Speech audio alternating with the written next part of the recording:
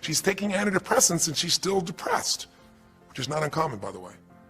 Because if you change the way you feel physically, but you still see your life doesn't match how you think it should be at some level, and you feel like you're helpless to change it, you're going to be depressed. So I said, bring her to me. I said, I can help her. I know that sounds like hyperbole, but I absolutely can help her. Well, how do you know that, Tony? Because I already know what the problem is. I know if someone's depressed, it's because they feel helpless because their life doesn't match how they think it should be.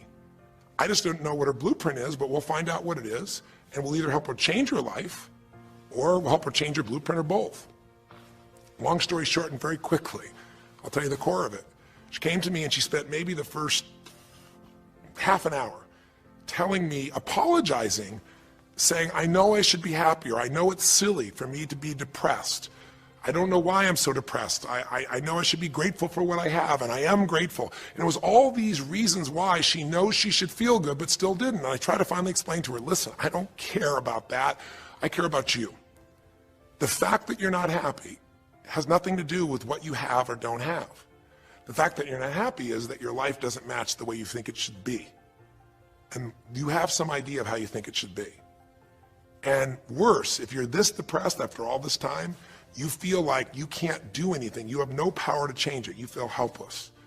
And she looked at me in a certain way, and I said, so what is that? What did you want your life to be like? She goes, well, it sounds stupid. I said, it's not going to sound stupid to me. She said, well, I don't know. I just always, since I was a little girl, dreamed that I would be married, and I would have 3 basically perfect children, and they would love me totally, and I loved my husband, he loved me, and I said, okay, so how's that working for you so far? And she said, well, I think you know, because she's a pretty famous person. She said, I'm divorced twice, I have no children, and I'm now X age. And to give you a clue, that age would be an age where having a child, your own natural child at least, barring a medical miracle, is not going to happen. So I said to her, well, why don't you just adopt? She goes, no, that's not it. And so what I had to dig under is, remember we talked in one of the earlier sessions about there's the surface problem and then there's the deeper desire or need. So I said to her, I said, well, what if you couldn't have the husband but you could have the kids? And she smiled and she said, I'd take that. I said, well, why not adopted kids? She goes, no, it has to be my own blood children. So I kept digging to find out what was behind her blueprint.